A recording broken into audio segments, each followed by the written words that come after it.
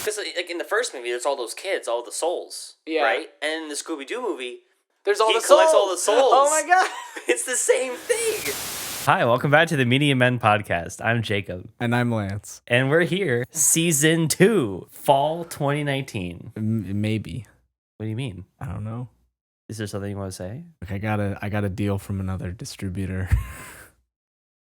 The entertainment entrepreneurs asked me to be part of their podcast, and I just got a dip. The money's good. Fine, I'll just talk about albums to myself like I do anyway. But real. It's good to be back. Media Men, season 2. We're back, and we're here to deliver all the stuff. The leaves are changing. The albums are coming out. The movies are coming out, including the movie we're about to talk today, It, Chapter 2. So we're thinking for the sake of everyone listening, running through the movie as best as we can in sequential order. We've only seen it once. I did have an extra Regal ticket that I was considering using to see it again the next day, just so I could absorb everything a little bit better. So we're going to try to run through this in sequential order the best that we can, talking about what we like, what we don't like.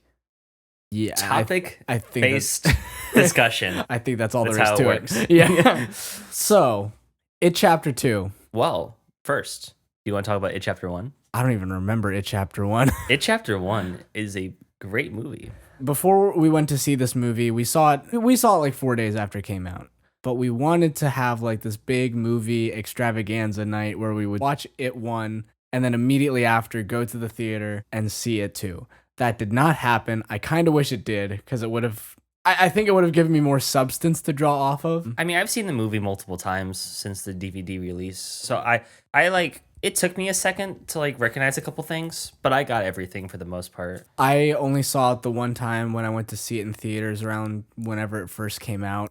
It just kind of took a second to be like, this character is this actor, like this kid character is now this adult character, and kind of bridging the gap between the movie's 27-year time skip.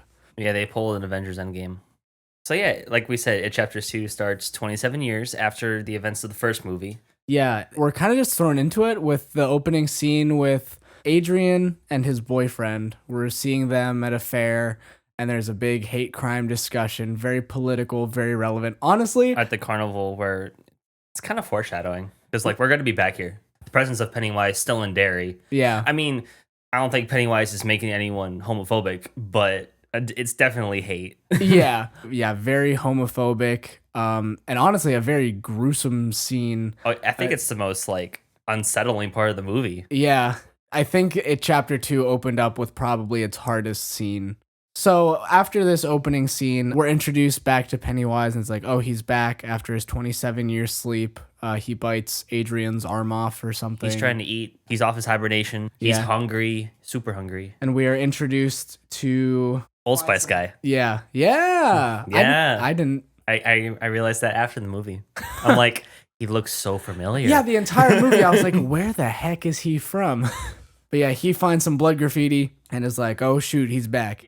It is then that we are like introduced to the rest of the cast now as adults, and it kind of took a while to be like, okay, this character is this character. So, like you said, it looks very modern day with characters like Richie, played by Bill Hader, you know, going on for like a comedy act. He's the funny guy of this movie. Yeah. Or one of the two. The other funny guy, Eddie, played by James Ransone. He's the most lookalike out of all of them. Yeah. In my opinion. Yeah. It's dead on. I think they did a pretty good job with Richie. And then there's Ben. They made him hot. Maybe they're just like, we can't find anybody. I mean, disclaimer, we never read the books. Yeah. So, and I wish that I did. I was thinking about this all this weekend, because I'm sure they changed a bunch of stuff for the movie. Yeah. It's like... It's thick. War and Peace. It's thick. It's thick. It's a thick book. But seems pretty modern day with everybody. And it's honestly kind of interesting just to kind of see like how some of the characters had developed since the time skip. Yeah, the first like third of the movie, the first act is just introducing everybody. Yeah. Like Bill, played by James McAvoy, who I didn't know was the guy in Split until I saw that earlier today. Again, the whole movie I was like, this guy looks oddly familiar. But he's like a big movie writer. Who has bad endings. And just like Stephen King. Yeah, who's getting flack for it. Richie's a comedian. Eddie is test driving cars and stuff. Ben is like an investor for a major corporation or something. Yeah, he's in his chair on a Skype call and he's got the suit on top. And then, of course, you got to put the comedy relief. He gets out from his chair and then he's like wearing underpants. You know, the way real rich people do it. Us lower class, we got to show up to work fully dressed. He knew he was going to get a phone call about Pennywise that day, and he knew he was going to poop his pants. So he made sure So he just forewent the pants altogether. He's like, no, not wearing them. Yeah, plan ahead, obviously.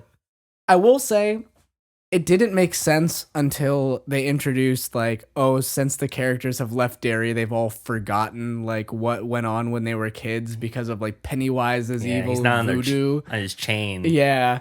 I was kind of disappointed with how Beverly was, like, she spent all of her childhood just being, like, really put down and, like, abused by her father. Mm-hmm. And then it was just like, oh, she has this, like, nice home with this, like, rich guy. Oh, she got a call and she has to leave. Yeah, he's okay with it. Just kidding. They're gonna fight about there's a full like Marvel fight scene. They're throwing each other and then like there's the cut to where she's like going out of the room and there's this big painting of them. Yeah. Like the White House like style. And I'm just like, whoa. I think like all of the scenery as she left the house just really cemented in like how much of a tool her husband was. It was just like, yeah, come on. Like get a life. But yeah, so Mike calls everybody back to Derry. Except the one guy. Except for Stan. This was the one thing that I remembered from the original movie, like the one time that I watched it, and it was that Stan commits suicide at the very beginning. Yeah, I've never seen the Tim Curry version. I just seen clips. Yeah, Stan commits suicide in both versions, and then, you know, they all arrive at the Chinese buffet, and they're like, oh, Stan's dead. Chinese buffet scene was honestly a pretty good scene, I think. The first CGI fest. Yeah.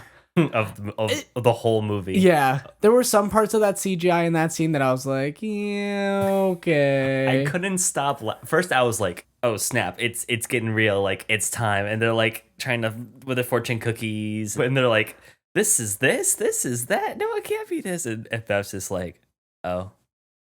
And then they all start popping out like the eggs and Ghostbusters. Yeah, they start heating up, but it's like Little Monster. Like when the baby head crab came out, that was good. I couldn't stop laughing. It was so funny. I was like, oh, this is what we're getting into. Yeah, it was more of just like, oh my god, like what the heck is happening right now? Because then they had like the decapitated heads in the fish tank.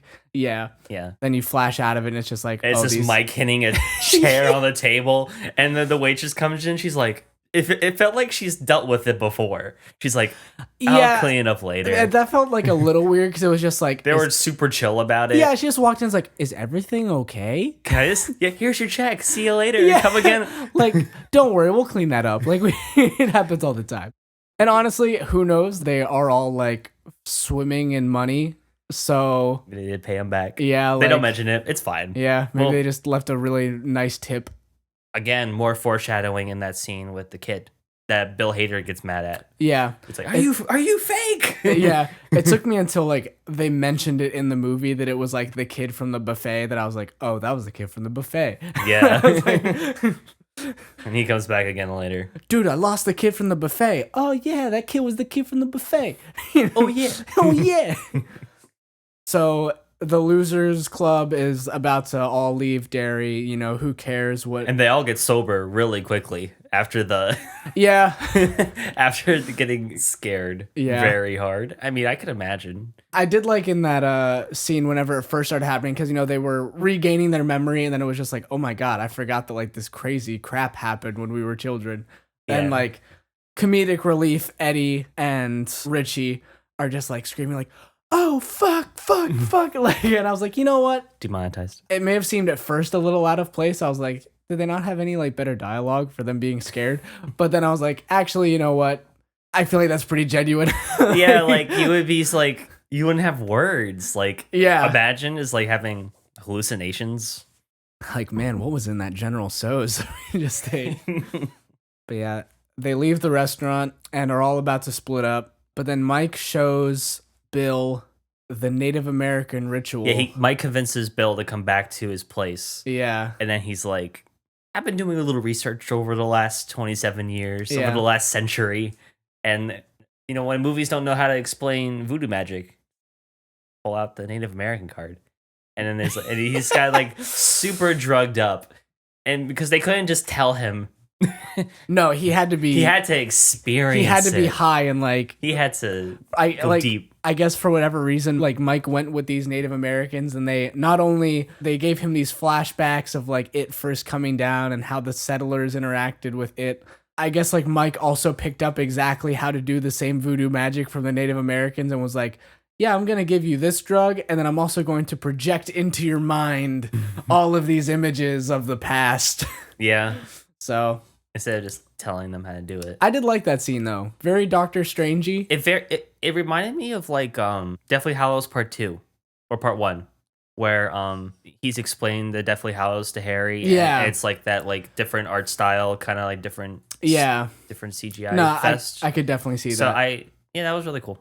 So Bill sees this stuff and is like, yeah, man, I'll help you. He goes back to the rest of the losers, is like, we figured out a way to stop it. This is some crazy stuff. And they're all fighting because Beverly is having flashbacks of seeing the deadlights and is like, oh shoot, I saw how Stan died. I heard you on your phone call. Which, it could have just been my bad memory, but like I was pretty sure that they said in the bathtub like at the same time, if not. Yeah, that he cut himself. Because they were like, yeah, but like while Beverly was on the phone, like she said it at the same time as Stan's wife.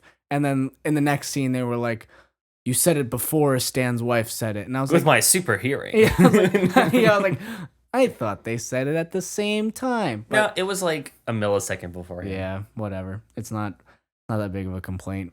But they all decide to stay. They're like, fine. And figure themselves out. So it then becomes like an individual like fetch quest. Yeah, then the second 2/3 of the movie. The second 2/3. The second third of the movie is this big video game fetch quest. They start out in their clubhouse. They started in their clubhouse getting Stan's like artifact of his childhood because, Stan's no longer with them, which was kind of interesting because Mike phrased it as, I thought that we should all be together to come get Stan's artifact since he can't do it himself. But then they're like, okay, let's go get the rest of the artifacts. And Mike is like, no, you got to do it alone.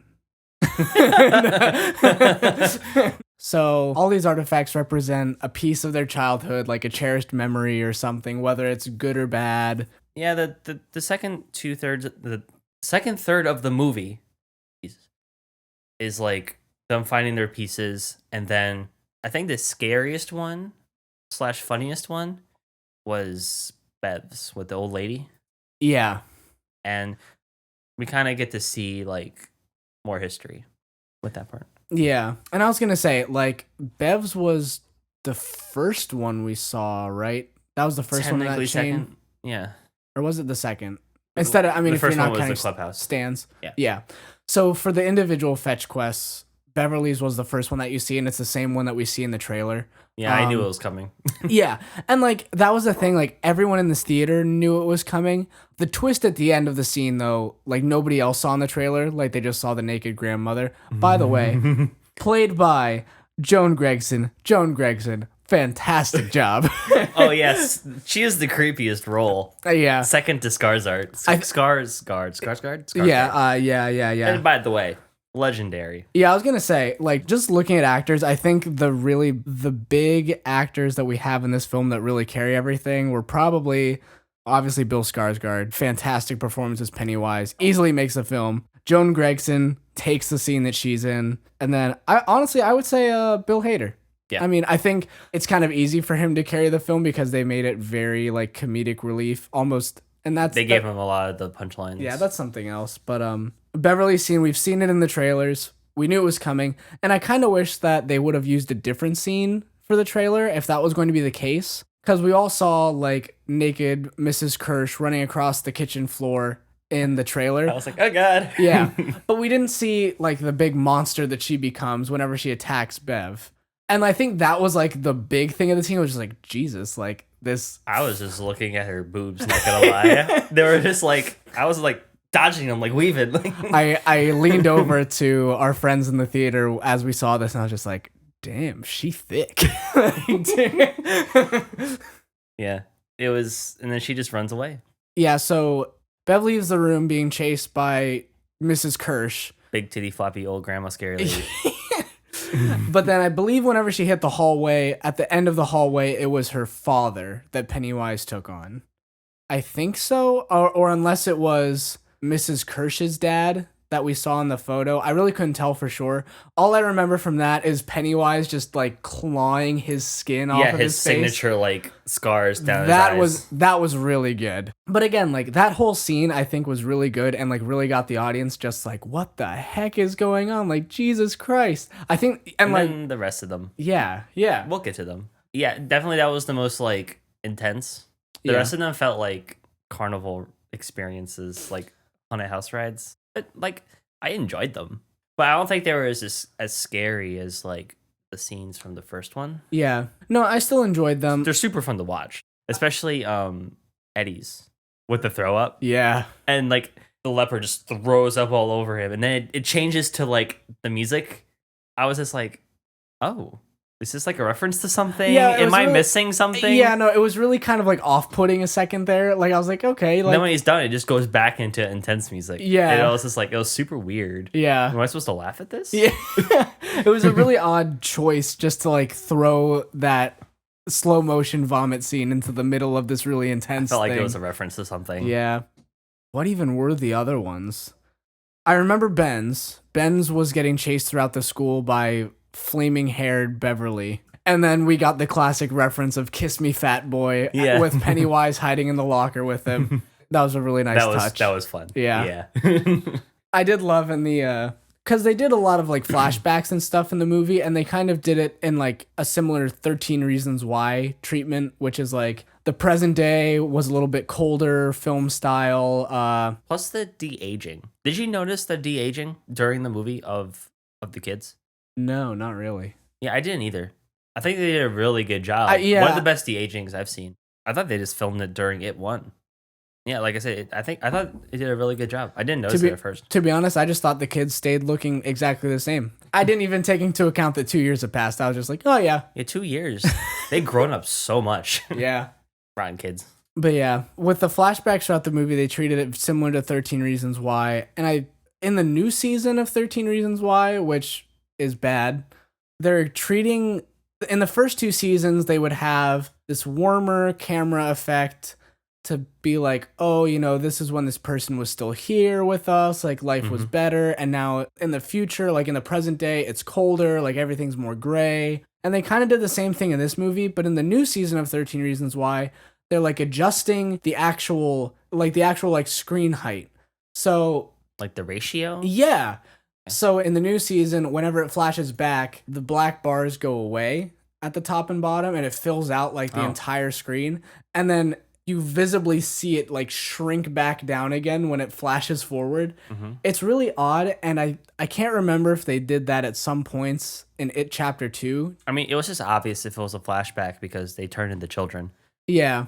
I remember there were some flashbacks, though, that I wasn't so sure about. Like, there were some that I was like, okay, like, yeah, they're children here, but I remember there being 1 or 2 that I wasn't exactly sure, like, is this back whenever they were kids, or is this, like, in between that time? Like, what's going on? Oh, okay. I wish I could remember exactly what those moments were, but it's escaping me I guess now. Introducing, what was the guy with the knife? Bowers. Bowers? Henry Bowers, played by Teach Grant. Also did a pretty good job. Yeah.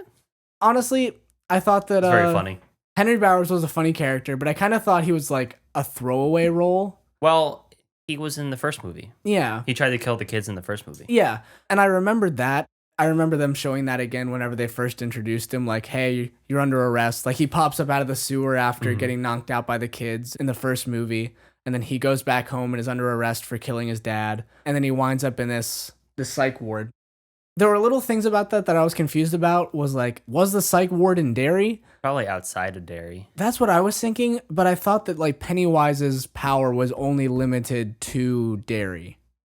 And it had to be close enough. Yeah. I mean, they might have shown like where it was, and we just didn't realize. The way that they got him out was pretty funny too. Pennywise is like, round 2? He's like, all right. And then like he escapes. He like kills the security guard. He gets out. That was pretty gory.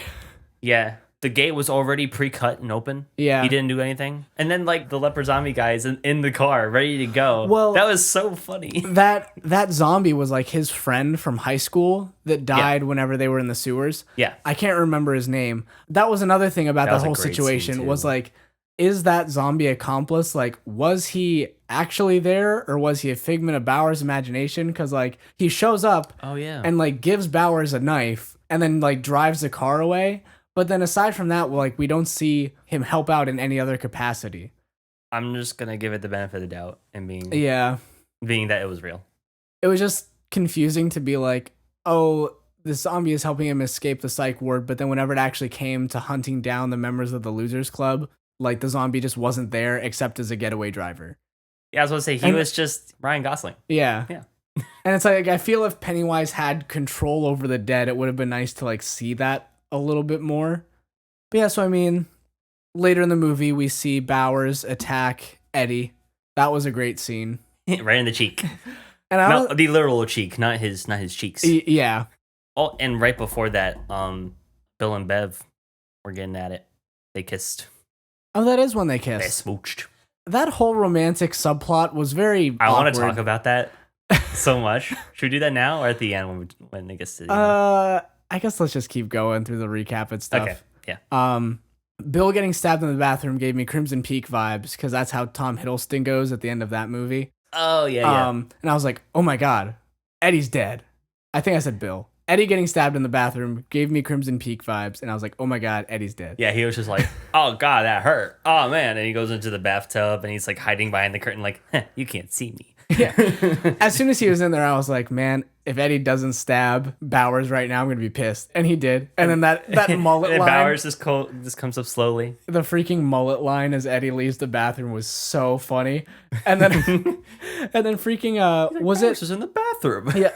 Was it Ben and Bev that come up the stairs and he's just like, yeah, Bowers is in the bathroom as he's just like bleeding out, like blood is pouring out of his mouth. That was such a funny scene.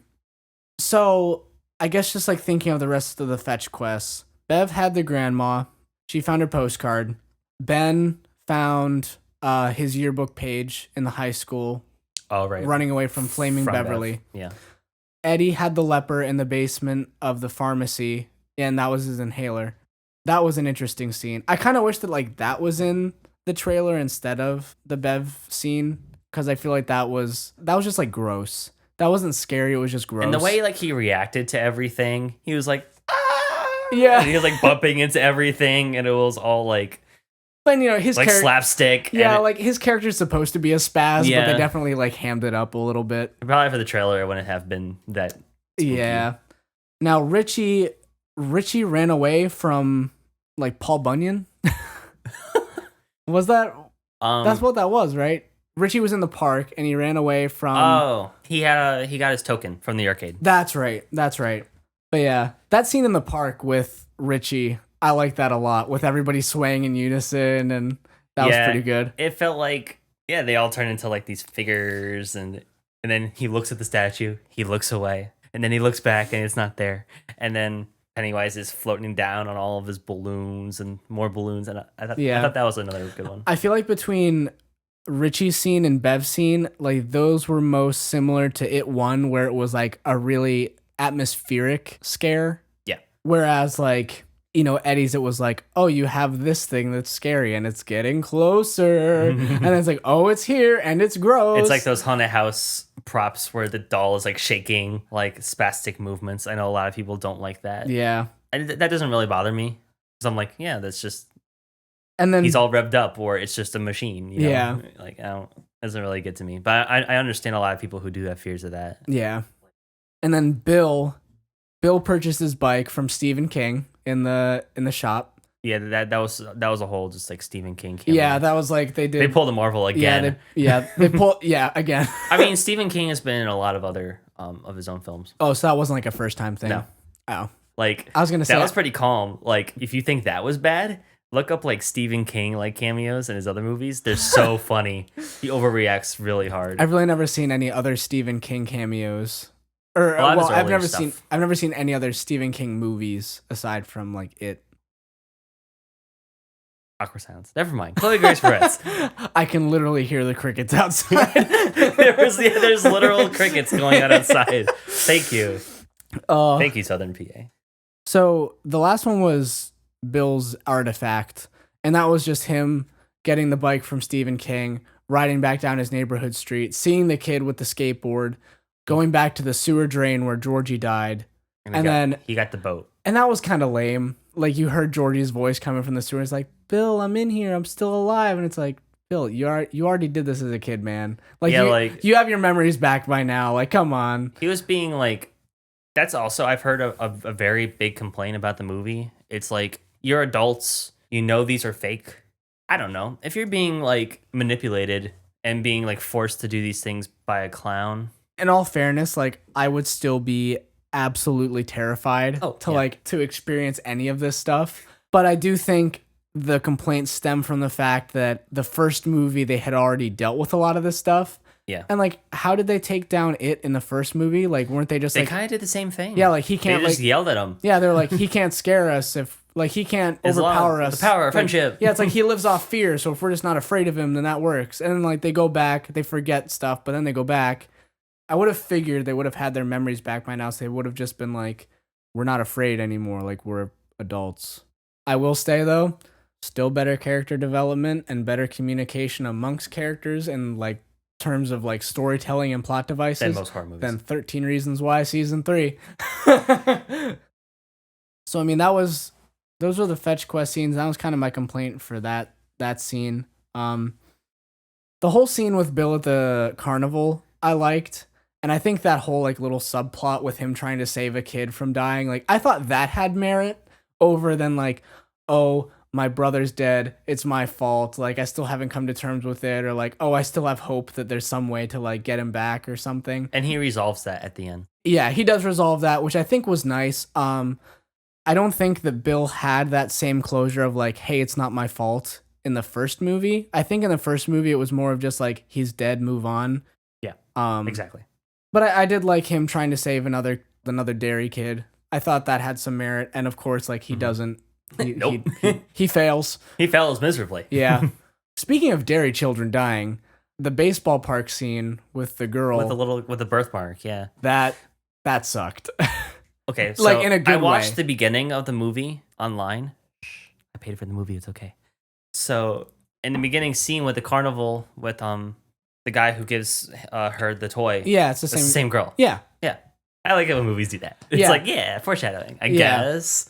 I think that scene was, like, one of the best scenes for Skarsgård. Like, that was just so good. Like, he's like, no one wants to play with me. Nobody wants to play with me because I look different. The dialogue and, like, the motivation and, like, him appealing to the kid was just so good. The only complaint is more gore when he killed the girl. Yeah, he said chomp. Because it had, like, just a very quick cut of, like, him biting that side of her face. But I was like, I thought we were just going to get, like, the full clean bite. Like, just see, like, I thought we were going to get, like, the parasite chomp side of her face and, like, actually see her body, like, fall to the ground with like just a big chunk out of it. Yeah, yeah. Like that gore in Brightburn. Yeah. Like, if they put that in the movie, I think that would make it so much better. Yeah. Oh, do you want me to ruin Pennywise's voice for you? Sure. It sounds like Winnie the Pooh. It did sound like Winnie the Pooh. It's so funny. I can't unhear it now. While we were watching the movie, I was like, yeah, this kind of does sound like Winnie the Pooh. But yeah, so everybody has their artifacts. They kill Bowers. And that's what I was saying. Like, Bowers was kind of a throwaway character. Like, he had the whole prison break. Yeah, Bill Hader just... Bop. Yep. I just killed a man. No, that was pretty good. The prison break scene was good. The stabbing in the shower scene was good. And then Bowers shows up to kill Mike. They kind of have a little scuffle, and then Richie shows up and puts the axe in his head. And that was also, Richie, comedy relief of the movie, but I think another favorite part of that movie was Richie's character throwing up after he killed Bowers. He just throws out through the whole movie. He was just like, oh, I did it. Oh, I'm okay. No, I'm not. He just throws up. Yeah. That was so good. Yeah, whoever did the throw up in that department, Well done. That was so good. That was gross. That was so good. It was chunky and everything. I wish Bowers would have done more, because it was just kind of like he had 2 scenes and then he was dead. There really wasn't any. There really wasn't much tension aside from the fact that he almost killed. Yeah. Didn't finish it off. No. Also, this big, well, I guess it's Old Spice guy. He's super buff. Like, you can't out pressure him. Like, when a knife's coming towards you. We all knew what he looked like under those clothes. Like we knew he could have taken Bowers. Yeah. But yeah, everybody has their artifacts. They head back to the old mansion. I honestly totally forgot about that old mansion, of how it was connected to the sewer where Pennywise was like living and traveling. Yeah, he's like, we gotta go back. But I mean, I think this is the last third of the movie where a lot of callbacks and stuff are made. Just like the first movie. Yeah. The scene with Ben getting like stabbed, like written in his chest with Pennywise's reflection in the mirror, that was good. I was like, ooh. That was really good. The scene with Stan's head in the fridge, oh yeah, that was weird. That was just like, okay. Like, ooh. And that was another moment where it's like Pennywise is controlling the dead, or at least like using like his ability. They're all hallucinations. Yeah, I guess you're right. Because after he was stabbed, they looked at his stomach and it wasn't there. Yeah. I mean, it hurt. Like, yeah, he still felt the pain. It hurt like a bitch, probably. But it was Pennywise's version of the Tsukuyomi. If he can make them feel pain, why doesn't he just do that all the time? Yeah, I don't know. To make them weak. So, I don't know. I guess his favorite meal is fear without pain. Yeah. Like, just straight up, like, phobias. Yeah, because I mean... And, like, mental stuff. Yeah. And not, like, actual pain. Because while he does just, like, consume children, like, he really doesn't cause them any physical harm prior to that. Yeah. Pennywise wanting them to, like, waiting for them because they're the kids that got away. Yeah. Like Scooby-Doo, kind of. Yeah. Scooby-Doo-esque. I've been waiting for you so long. I've been so lonely. You could have had friends, dog. Just don't eat them, you know? But you know, a man's got to eat. Boys got to eat. Boys got to eat. He's a growing demon. Boys got to eat. I mean, he's been a growing demon for millions of years or whatever. He's a growing cosmic entity. I didn't exactly know how I felt with this scene with Eddie, like kind of freezing up and like getting tense during the whole Stan's spider head situation. But yet he was willing to like unwrap his mother like as quickly as possible. Yeah. But then he was like, nope, gotta go. Yeah, Can't do this anymore. Too spooked. Yeah, like he choked. And that was another... It's too late. I think that was nice, like building up for later in the movie with... So fast forward, they travel down into the sewers. Really nothing scary happened on their way down there until they got to Pennywise's lair. Yeah, it was just kind of gross. Yeah, aside from the grandma coming back up in the water and was like, time to swim, Bev, which just kind of seemed out of the way. Oh, yeah. Like, I forgot about that. Yeah. She just kind of popped up and was like, let's go swimming, Beverly. And then Beverly falls in the water. They all jump down to save her. And then it's just like 30 seconds of like, guys. Oh, yeah. Guys. Yeah, they all just... and then they come back up and it's fine. So yeah, I feel like, what happened? It was Eddie that was waiting there. Yeah, right? yeah. And then what happened to him while he was waiting? I forgot. Nothing. He just stood there and was like, guys. Oh, okay. That's what happened. All right. Yeah. I was like, oh. But yeah. Hope they come back. We get down into this whole like... Actually, I think this happened after the scene with Stan Spiderhead. And Richie is kind of like, hey, man, who stabbed Bowers in the chest after he got after he got stabbed in the face? He's like, who's the man? Like, and Eddie's like, yeah, me. It's like, yeah, that was me. Who choked a leper who scared the shit out of him as a child? It's like, yeah, it was me too. It's like, you got this, man. So I thought that was a really heartwarming moment. And then Bev's like, this stabs monsters, if you believe. Yeah, that was kind of lame. I'm like, you guys are adults. Just like get out there. And I was like, I can understand you doing this as a kid, being like, this is my safety stick. It fights off monsters if you believe it does. They did the same thing in this. I guess that was like a hurdle he had to get over. Yeah. Getting out of his childish comfort zone. Yeah. Of things. No, definitely. I thought it was a very heartwarming moment. But it was just another silly thing added to his already comic relief character. Yeah. Him and Bill Hader. Yeah. So. We get down into the sewer. They start fighting Pennywise again, and they're all kind of split up again. Basically pairs of two, each explore. Except Bev. Well, they were kind of together. They were kind of together. they were in different nightmare realms, and I think so was Bill. Like, I'm pretty sure Bill went into his own nightmare, like his own like past nightmare, to like deal with his stuff on his own. Yeah, Bill goes back into the scene where they go into his basement, and then again another classic Bill Skarsgård moment. He's like, yeah, and he runs up all spastically, like, let me get that booty in it. It's like, ah. No, that was good. And then he gets the nail gun from the first movie back, and he just kills himself. He kills his old self. Yeah, literally. And he kills his old self. That was like was that the last thing to get resolved in that whole ordeal? I feel like that was like the climax of that. They kind of come back together, like Scooby-Doo style. Yeah. Eddie and Richie are on their own. They have the call back to the doors, which is, I loved the... It's so funny, because, like, still, what do you pick? I know. I freaking loved the door option for not scary. No, they chose very scary. And it was just the girl's voice, like, where are my tap shoes, mommy? Oh, yeah. And then she comes, just his pair of legs comes tapping at. I was like, that's hilarious. I was like, that's so good. I was like, ooh. And then that was creepy. The dog, you knew it was coming, but it was still pretty funny just to see how gross they made this thing turn into. Yeah. It kind of reminded me of like Tim Burton stuff. It reminded me of what Scrappy-Doo transforms into at the end of the Scooby-Doo movie. Yeah, what if... Dude, connected universe? Yeah, because like in the first movie, there's all those kids, all the souls, right? And in the Scooby-Doo movie, he collects all the souls. Oh my god, it's the same thing, dude. What if Scrappy-Doo like stumbled upon Derry once he got kicked out of the mystery machine, and he studied the ways of Pennywise? Because Scrappy-Doo wanted to become the destroyer of worlds. And that was Pennywise's whole thing at the end. He's like, I'm the destroyer of worlds. Yeah, I'm gonna... my god. It's the same. Jacob, we've cracked the code. We cracked the code. Scooby-Doo was just a Stephen King wannabe movie. Yep. Yeah. I want to see that. I want the same story as the first Scooby-Doo. Oh my god. But in like a more serious tense. That'd be really cool, though. So... we have all of that. I think for this whole nightmare scene, Mike was just kind of on his own in the chamber, like running around away from Pennywise. I don't think he really had anything that he was like overcoming. I think he had already done most of that. Who? Mike? Yeah, he kind of already like... Yeah. He's been there the whole time. Yeah.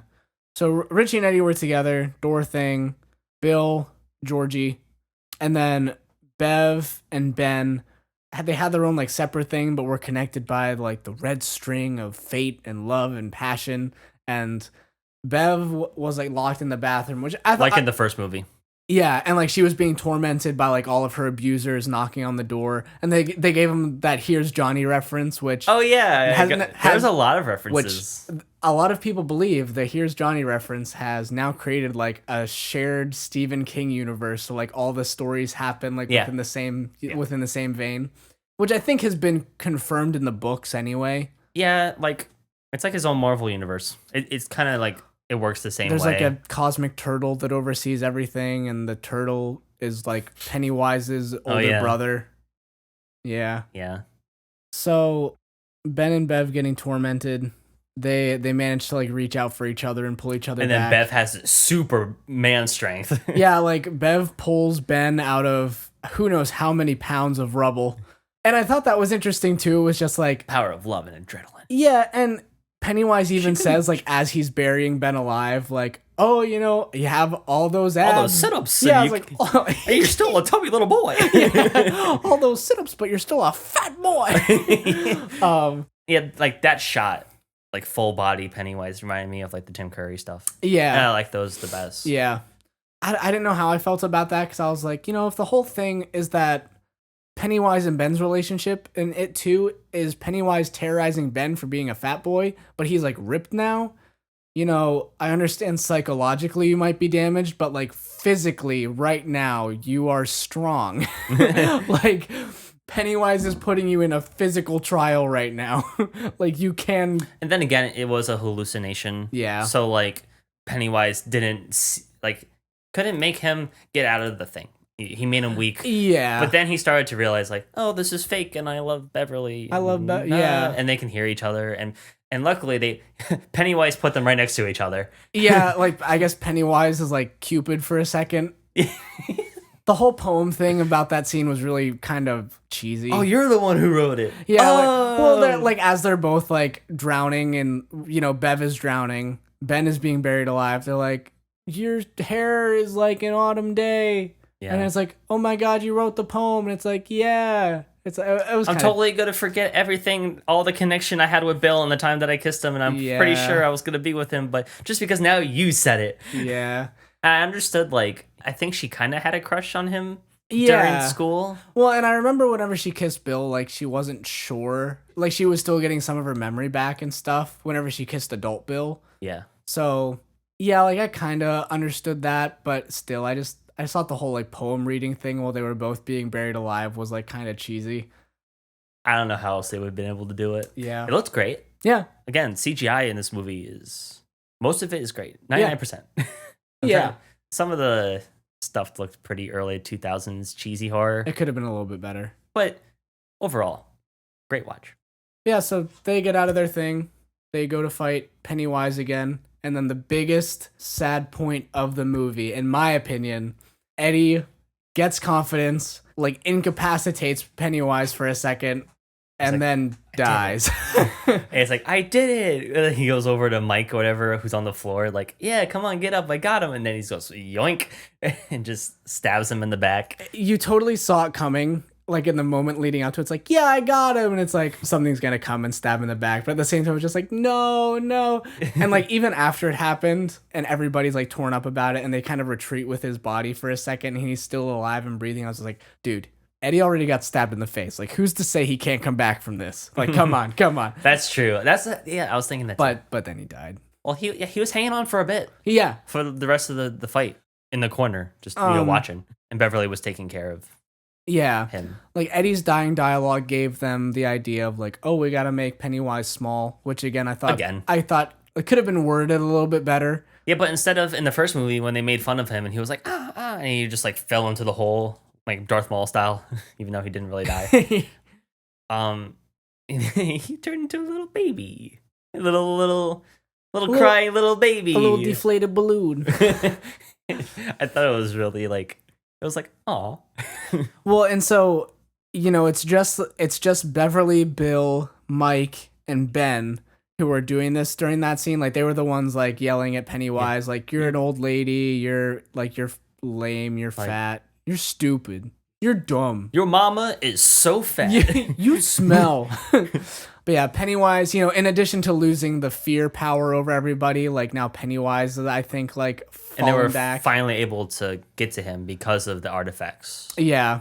And I think that was a good, like, plot device, but I think it could have been, rather than being like, hey, we got to make Pennywise feel small, it could have been explained in the sense that, like, Pennywise takes on all of these different forms, so, like, he doesn't have a true sense of self. I thought that could have maybe been the reasoning behind that solution.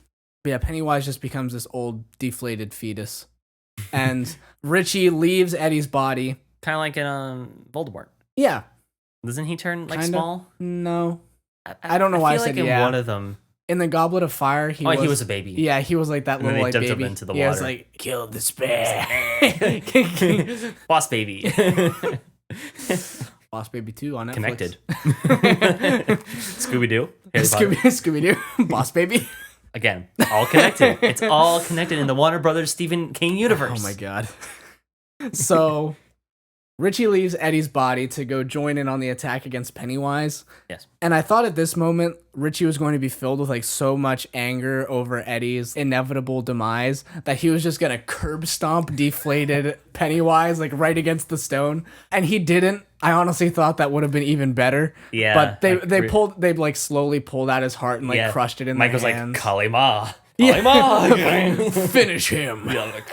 I did like of what they did with the heart, like as they got more hands on it, like the heartbeat sped up faster and faster. Like Pennywise was like, oh shit, like, I'm about to die. It's about to happen. And they kill Pennywise. Everything starts fading away and crumbling. Yeah. And then they have to leave Eddie behind.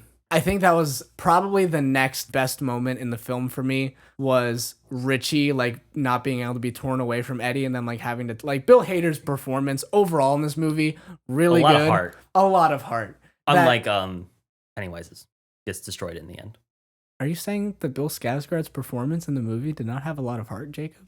I'm talking his literal heart. His literal heart. He put his literal heart into the movie. That wasn't like CGI or a stunt double in that last scene. Like they killed him. They killed Bill Skarsgård. That's how dedicated he was. But they all escape, and they go back to the cliff where they hung out as kids. And then okay, that was the significance of that. That was when they all got into their tidy whities. Yeah, I guess that's kind of their bonding thing. Yeah. Other than the other bonding thing in the book. Yeah, we don't talk about that. We don't talk about that. Not even. I don't want to talk about it. Stephen King doesn't even want to talk about that. But yeah, so Richie gets some closure. Bev and Ben make out underwater, which with the dirty water. Can we talk about the relationship now? I feel like it could have been done. I think it's fine, but I think it could have been done a lot better. Yeah, I agree. Because like Bill and Bev had that little kissing scene in the hotel, and that was basically it. So then Bev is just like, well, I guess Ben's hot now. I could smash. Yeah, I guess it's fine.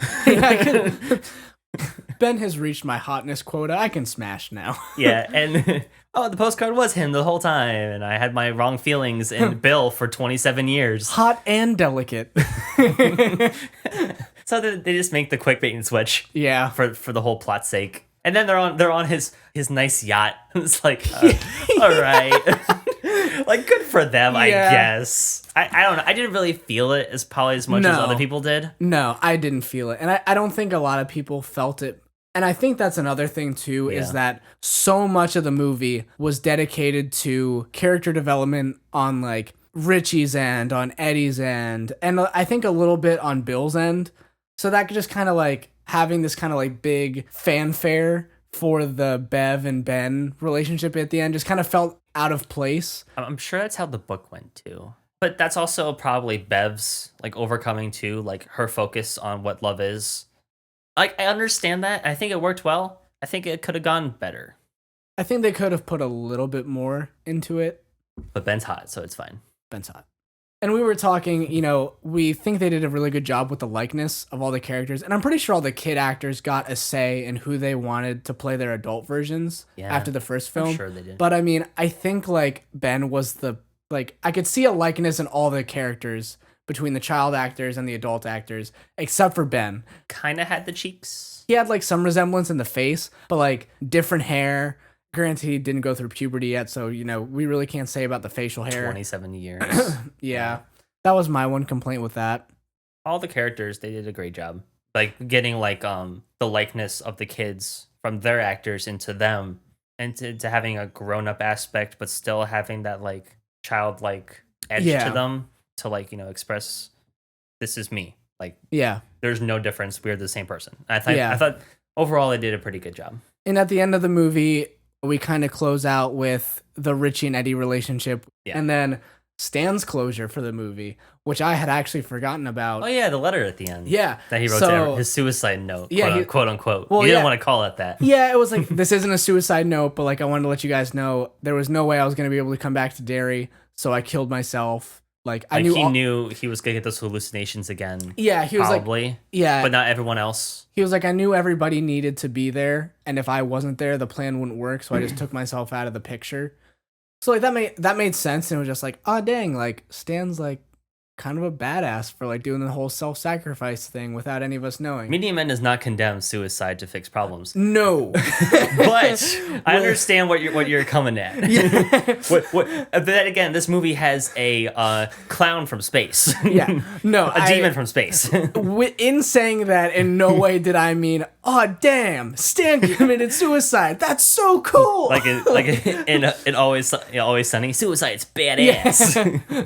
So. But I think at the same time that also raised some questions, because I remember being a little bit confused with Pennywise getting Bowers out of the psych ward, because I was like, I thought Pennywise's power was only limited to the area around Derry. So I was confused about that, and then I was also like, well, wait, if Stan killed himself, like, Stan was definitely nowhere near Derry, so, like, how would Pennywise have gotten to him? And then that kind of explained it. But at the same time, it was also like, if none of them got their memories back until they went to Derry, how did Stan remember everything vividly enough to make that decision? Well, Mike was saying, like, you gotta come back to Derry, there's a problem. And he's like, we were kids, what was the problem? What do you mean? And he was like, so why do you have that scar on your hand? Yeah. And then they're all like, oh yeah, maybe I should go back and see what's going on. Like, I guess Stan, right? He knew instantly. Yeah, and that just could be it. But yeah, I thought that closure with Stan was really nice. And then they have some flashbacks to all of them in Derry, like riding their bikes and stuff. Looking in the window. Yeah, very similar to the first movie. The movie closes out with that feeling of being a kid. Adventure. Yeah, like an adventure, this whole thing. And you were with us through the whole thing. Thank you. Yeah, and it just made you feel good. It was just like, man, yeah, I'm so nostalgic. Like, I remember being a kid and riding my bike. Like, oh, man. I was nostalgic for those 2 years ago. Yeah. It got to me a little bit because it did remind me of, like, my friendships as a kid. Yeah, I shed a tear. Even high school. Yeah. I think, like, in the moments from the Losers Club leaving Pennywise's lair and leaving Eddie's body behind, from that moment, I was starting to get choked up.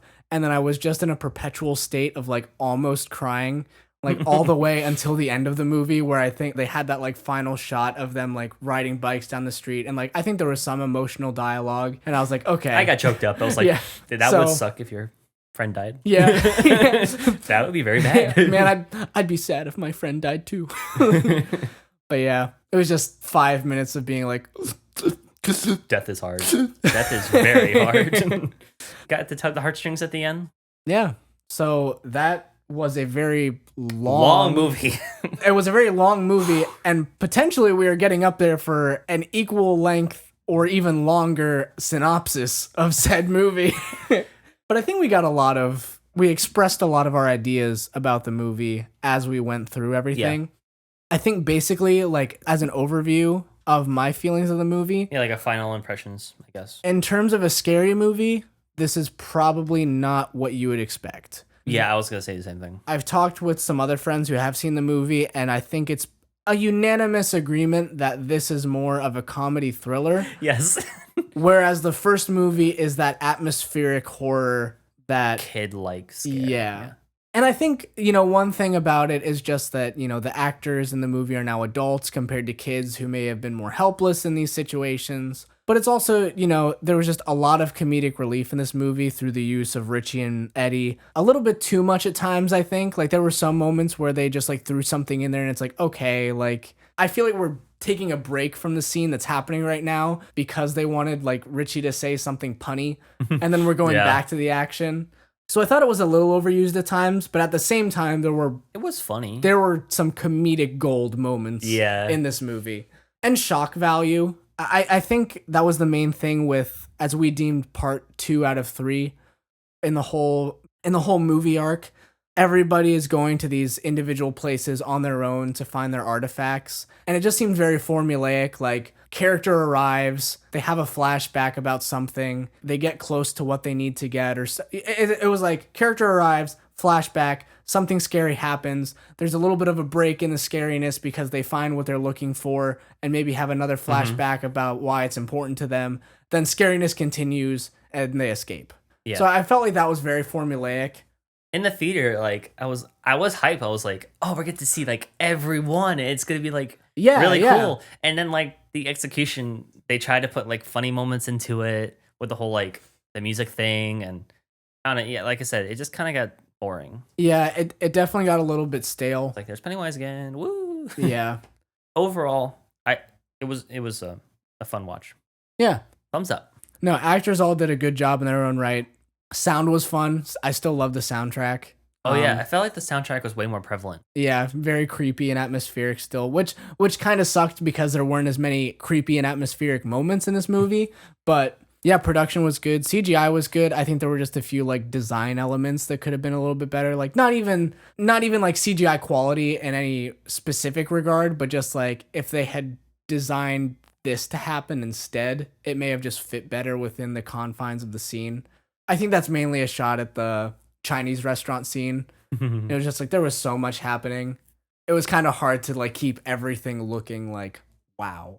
No, I mean, it too. If you're looking for a scary movie, this might not be what the hype has led you to believe. If it takes a lot for you to get scared, one is going to do a way better job. Yeah, it has its fair share of gore, but again, I think nothing was as gory and intense as that opening scene. Make it through the opening scene, you'll be fine. It is a 3-hour movie, so if you're trying to impress a date, well, I guess you'd be held for 3 hours. Yeah. If you're going for length, better get that classic movie arm over the shoulder move for 3 hours. Yeah. You gotta get that arm stretched out before you go see this movie. Yeah. I thought the first one was just scarier.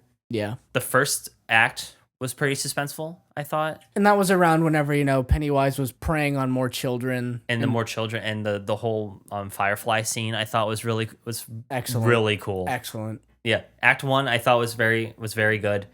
Act 2 was just like the fun haunted house ride.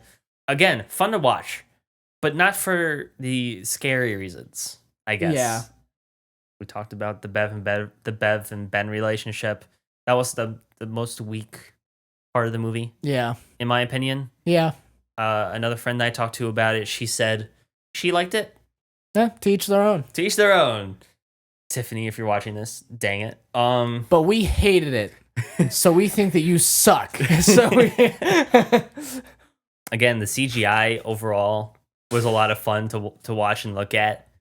From what I've read, like Bill Skarsgård tried to do as many of his scenes as possible, like with minimal stunt doubles, like coming in.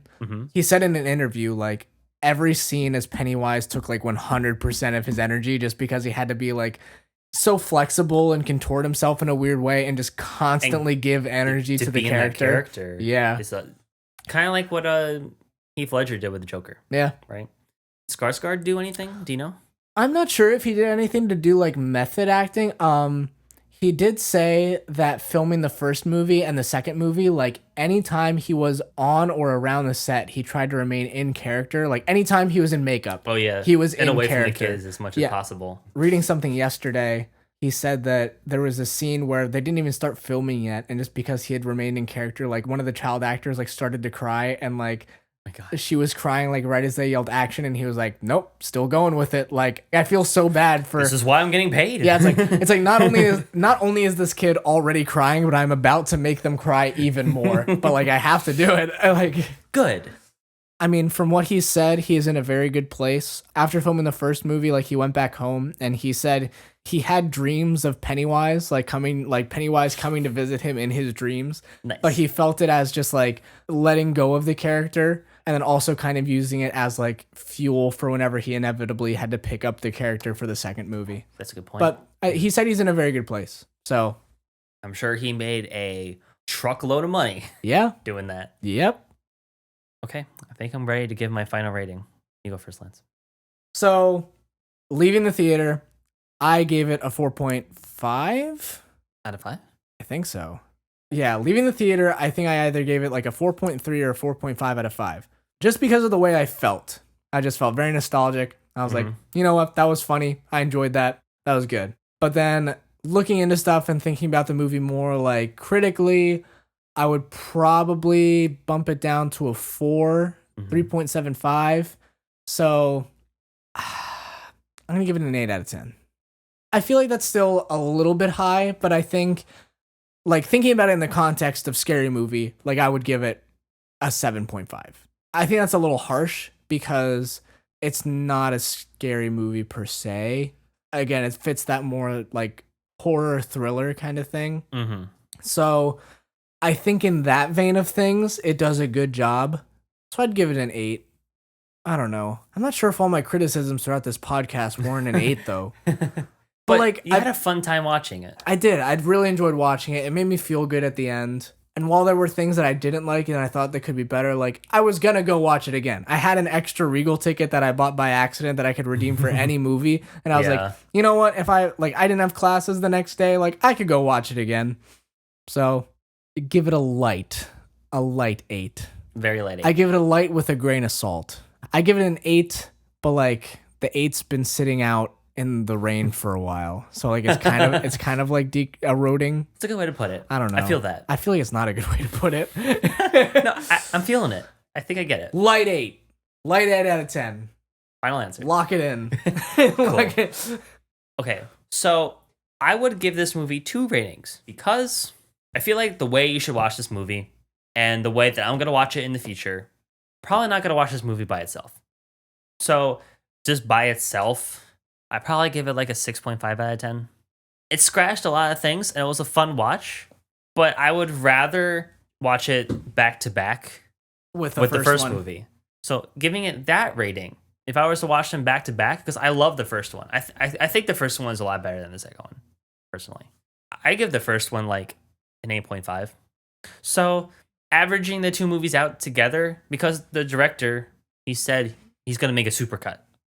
So I would give both of them combined, I guess, like a 7.5. That is actually what it averages out to be. Yeah, 7.58. Yeah. Know?